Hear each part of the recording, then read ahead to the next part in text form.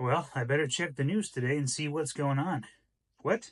The bird flu is back, respiratory illnesses are skyrocketing, the air is poisoned, eggs are bad, cucumbers bad, carrots bad, milk is bad, all food is bad, just don't eat anything. So, maybe we shouldn't pay attention to the news. At least not very much. As I was researching for my next video, I was exploring various different health topics, and I realized I was being bombarded with bad news constantly. Everything from the bird flu is going to kill us all the way to cucumber recalls. And as I was reading through several of these articles, it finally dawned on me that, you know what, maybe I shouldn't be reading so much news. Now, obviously, I'm not telling anyone in the world to go live under a rock and be completely isolated and have no idea what's going on at all. That's obviously a really bad idea. However, I do think sometimes too much news can have a very negative effect on our health, especially our mental health. What's funny is I don't really consider myself to be someone that follows the news all that closely. This was kind of a random incident where I was scrolling through the news, just looking for different ideas on what I could be talking about. Just trying to see what's going on in the health world and see if I could find something relevant that people might be interested in hearing about. And what I discovered while I was going through it is that there is practically no good news regarding health. At least none of the good news sells. So basically, while I was experiencing a little bit of writer's block, it dawned on me I really wasn't finding any inspiration in the news. And what sparked my inspiration was the fact that I found nothing. But my concern that I want to present to you is that I think far too many of us obsess over the news and we spend way too much of our time poring over it and absorbing every single word they feed us. But before we dive in, let me play a clip from one of the few people in Hollywood who I think has not completely lost his soul yet. That would be Denzel Washington. He's a great actor, seems like a great man to me, and I want to play this clip, and I think it'll be a great bouncing board for today's discussion. So here it is. If you don't read the newspaper, you're uninformed. If you do read it, you're misinformed. Okay, so if you don't watch the news, you're uninformed. If you do watch the news, you're misinformed. Now, I know he was talking about the newspaper, but the same logic applies to any kind of news media. Now, my first thought was, uh-oh, Denzel Washington's thinking for himself, and the news reporter didn't know what to say. But I'm not here to bash the reporter. I just think Denzel made a really good point, and I think that it is something that we should all take a little bit of time to digest and think over. So one more time. If you don't watch the news, you're uninformed. If you watch the news, you're misinformed. You see, if I hadn't been looking through the news, I never would have found out that the bird flu was on the rise or that cucumbers were currently undergoing a recall. And so that, if I hadn't looked, that would have left me uninformed. However, on the same token, I feel like by reading the news, I was left misinformed. Now, let me explain why. Now, I'm not saying that those articles were wrong or incorrect, but what I am saying is that bad news sells, and bad news also spreads like a wildfire, which, if you're a news organization, is exactly what you want, because it generates more money for you. The news sadly tends to create a sense of panic and hysteria, and even as I was reading all these news articles, I myself began to feel stressed and anxious. I started wondering, what's going to happen if I get the bird flu? Is my family going to be okay? Am I going to be able to handle the bird flu with all my other symptoms? So on and so on. And again, you see, this is what the news does, because panic is more exciting than joy. For example, the media never talks about the feel-good stories. They don't talk about someone saving the cat out of the tree. They don't talk about neighbors helping one another. And why is that? I think sadly that's because most people aren't going to be talking about that story even 5 minutes after it's aired. But if you share a story about bomb threats, evil politicians, pollution, or something about the world ending, then all your viewers are going to be talking about it constantly, and they're going to go to their friends and their coworkers, and they're going to be sharing those stories with them as well. And this is where the problem begins to affect our health. You see, until the printing press was invented in 1440, information moved around much more slowly. And even in that time, it was estimated that only around 20% of Europeans could even read. And even then, information could only travel as fast as you could print it and then ship it out by horse or something like that. It wouldn't be until much later, with the invention of radio in 1893 and the telephone in 1927, the information would begin to move much more quickly. But even these impressive mediums would never compete with the speed of the internet. In 1983, the world began to change with the birth of the internet.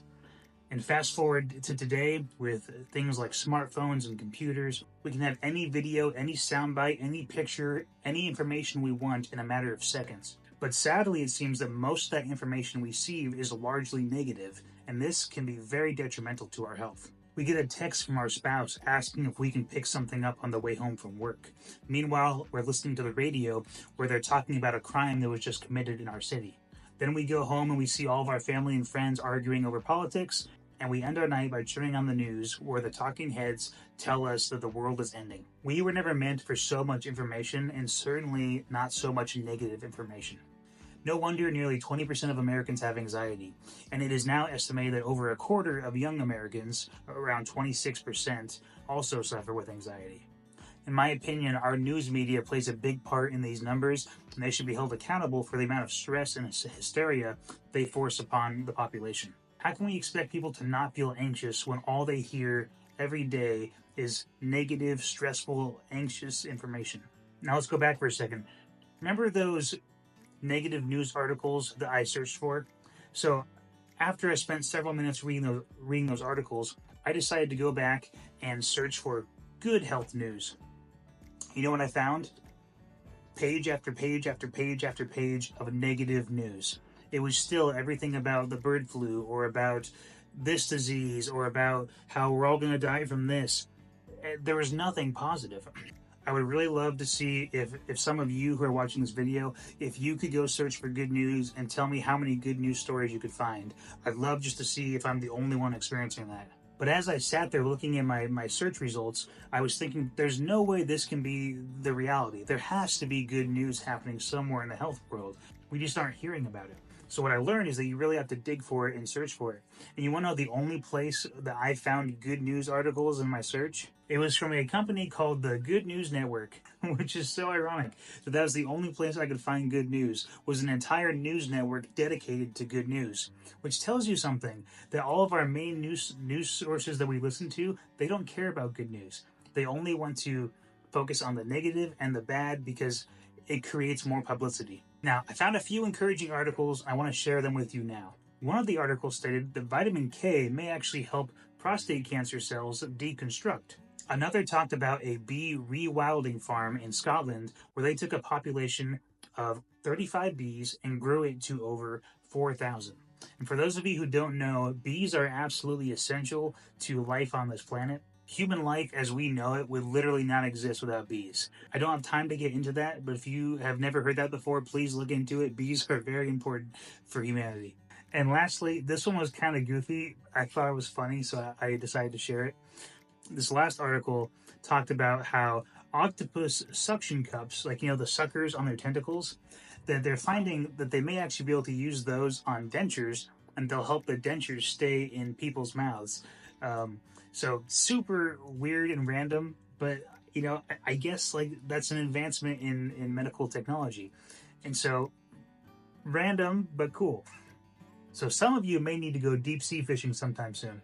But you see, all these news articles I just listed, they're all something new and exciting in the world of health, and we don't talk about them. And why is that? Now you may be asking, what's my point? My point is this. I think we need a break from so much information. Because every article we read, every video we watch, every movie, every podcast, every song, all of these different mediums, they're just more information that our brain isn't prepared to handle. Now, I'm not saying let's never watch the news, let's never enjoy these things, but like everything in life, we need to experience things in moderation. But I think it would help our health if instead of watching the news, we sat down and read a book before bed. Or if instead of listening to our favorite podcast, we called a friend. Or put down social media to play with our kids. It's good to be informed about what's going on in the world, but only to a certain extent. I want you to take a moment and stop and ask yourself this question. How many times does the news truly affect my life? And I'm being serious. I want you to stop and think about how often does the news cycle actually affect your life? Is it daily? Is it weekly? Is it monthly? This number is obviously going to vary from person to person, but I think it's very important to help us put this conversation into context. For myself personally, if I had to break it down into a percentage, I would guess that probably 90% of the news I watch does not affect me personally.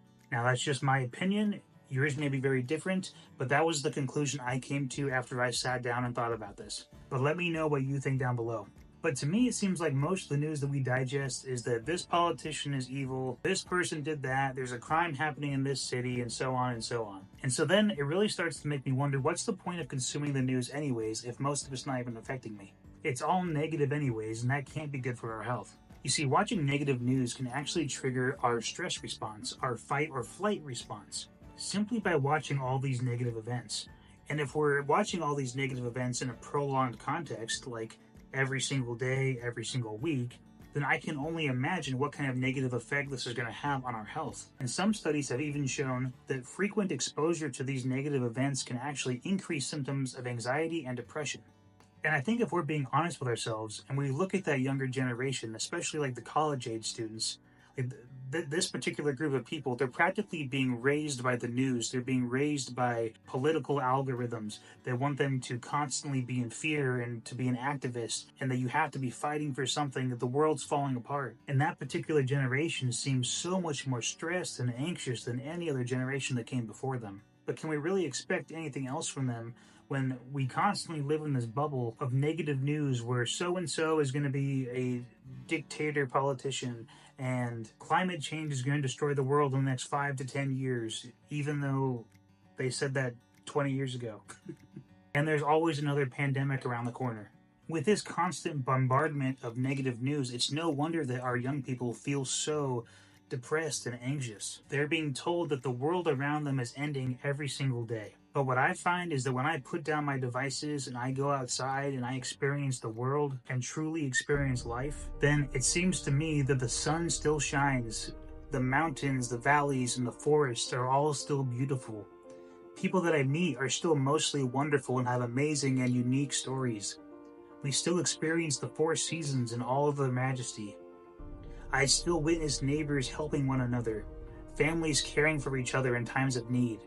I see churches and nonprofits giving to the poor and needy.